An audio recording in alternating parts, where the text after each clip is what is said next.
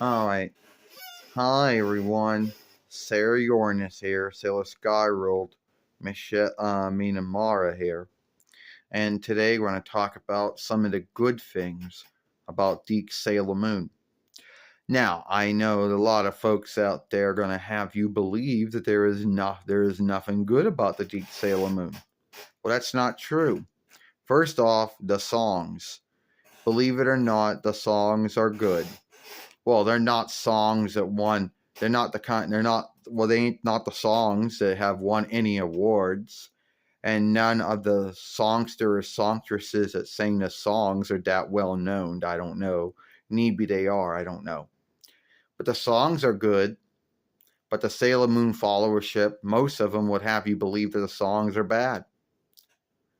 Well, the next thing is the sagas, the tales. They would have you believe the sagas and tales are shifted around. Not true. You still have the Dark Kingdom. You still got the Black. You still have the Doom Tree. You still have the Black Moonkin, the Death Blasters, and the Dead Moon Big Top. It's true you don't have the fifth following, but it's true that Deke Cliverway Pioneer did not get the rights to work with the fifth following at all. But the sagas still work out the same way. You know, they didn't shift anything. They didn't craft new sagas that weren't already there. You know, the sagas are still whatever they are. Names being shifted, they'll make that out to be like a bad thing. But if you overlook the names, the selves still behave like the selves. All right, they didn't shift the way the selves behaved. Serena, Amy, Ray, Lita, and Mina, and Darian and Ernest. And Serene, they still behave like them, like they are. Even if borrowed names were shifted out for other borrowed names. And at the end of the day, Sailor says, now I know they scave it and they think that you can't learn anything from it. Like learning about, taking care, learning about helping out, learning about forgiveness, learning about taking care of your strokes, learning about taking care of your world, learning about how to help someone if they're wounded or something. All of those things, learning about standing up for yourself, all those are true things that you can learn in everyday life.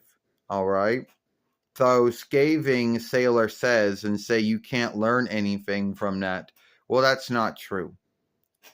And the only grounds to why Deke and Ethan Sunbro and Siobhan and other businesses at the time had to put it in their drawing shows and live shows was that the FCC had an oversight about you had to have so many spans of learning. And if you were a Farsi or folk work that already did learning like WQAD or PBS or something, then you were already set. But if you weren't, you had to throw some kind of learning thing in, and that's where those all came from. Another thing that they think that the shifting of Seaver street names or near names or near names or street names, they say that you that's not good. Well, first off, that doesn't really take away from the show now, does it? And I still think it's a good show. So yeah, there is a lot of things you can get into.